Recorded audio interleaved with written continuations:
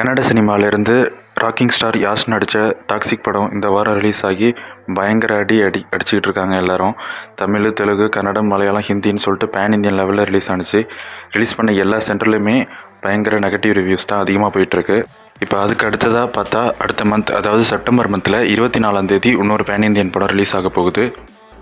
அது நம்ம natural star நானி நடித்த திரைப்படம் தான் the paradise. Telugu pan Indian movie அது. மொத்தமாக அதுவும் 5 லாங்குவேஜில் தான் ரிலீஸ் ஆக போகுது.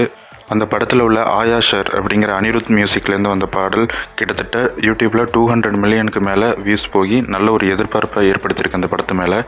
கண்டிப்பாக அதுக்கும் ஒரு டீசெண்டான ஓப்பனிங்கே இருக்கும் இந்தியா லெவலில்.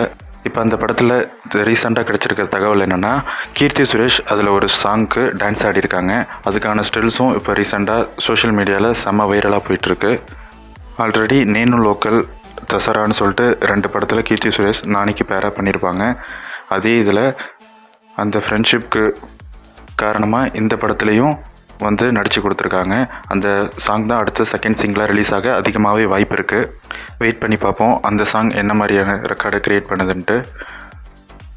இதுபோல் சினிமா செய்திகளை நீங்கள் தெரிஞ்சுக்க மறக்காமல் சினி யூனிவர்ஸ் சேனலை சப்ஸ்கிரைப் பண்ணிக்கோங்க.